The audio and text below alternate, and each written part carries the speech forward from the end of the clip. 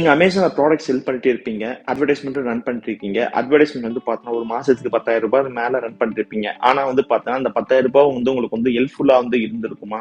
So உங்களோட வந்து return on investment, return on ad spend வந்து பார்த்தீங்கன்னா, மோர் தென் வந்து லெஸ் தென் 3, 4 அந்த மாரி இருக்கா? அப்ப நீங்க என்ன பண்ணணும்னா, ஆட்ஸ ஆப்டிமைஸ் பண்ணணும். ஆட்ஸ ஆப்டிமைஸ் பண்ணணும்னா, ஒண்ணு மேனுவலா பண்ணலாம், இன்னொன்னு ஆட்டோமேட்டா பண்ணலாம்.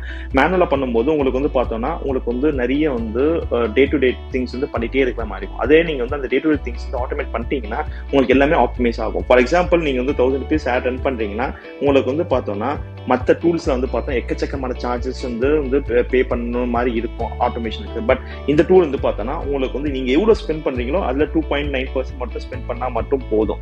ஸோ ஃபார் எக்ஸாம்பிள் ₹10,000 நீங்க வந்து ஸ்பெண்ட் பண்றீங்கன்னா, அது வந்து இதோட சப்ஸ்கிரிப்ஷன் ஃபீ என்னன்னா ₹290 இருக்கும். அதே நீங்க ₹1,00,000 ஆட் ஸ்பெண்ட் பண்றீங்கன்னா, அப்ப சப்ஸ்கிரிப்ஷன் ஃபீ வந்து பார்த்தா ₹2,900 இருக்கும். இந்த டூலுக்கான ஸ்பெஷல் கூப்பன் வந்து உங்களுக்கு வந்து நான் உங்களுக்கு